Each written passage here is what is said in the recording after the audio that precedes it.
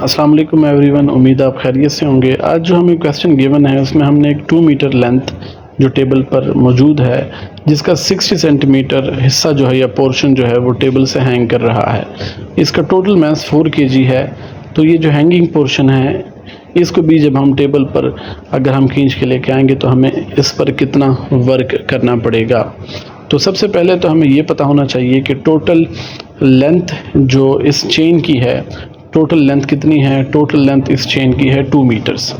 Okay, और 2 metres total length है तो जो टोटल मास है इस चेन का वो है 4 kg जो हमें इस क्वेश्चन में गिवन है। यानी mass of the entire chain जो है वो है 4 kg।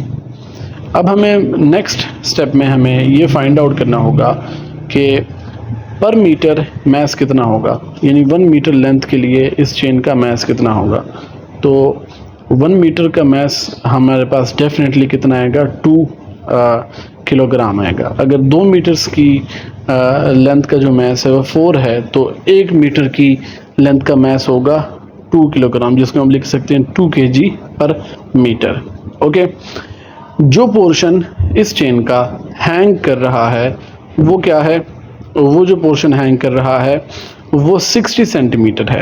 यानी हैंगिंग लेंथ हमारे पास 60 सेंटीमीटर है, या जिसको हम लिख सकते हैं 0.6 मीटर्स। ओके, 60 सेंटीमीटर्स और 0.6 मीटर। तो इसका जो मास होगा, हैंगिंग पोर्शन का मास हमारे पास 1.2 kg आएगा। 60 सेंटीमीटर जो पोर्शन हैंग कर रहा है इस चेन का, उसका मास होगा 1.2 kg। तो बेसिकली हमने वर्क करना है इस 1.2 kg मास के ऊपर। तो वर्क डन का जो फॉर्मूला है वो हम mgh इस्तेमाल कर लेंगे। W = mgh। m की वैल्यू हम डेफिनेटली पुट करेंगे 1.2 kg। g की वैल्यू जो है वो हम पुट करेंगे 9.8, या हम अपनी कन्वीनियंस के लिए g की वैल्यू 10 पुट कर सकते हैं।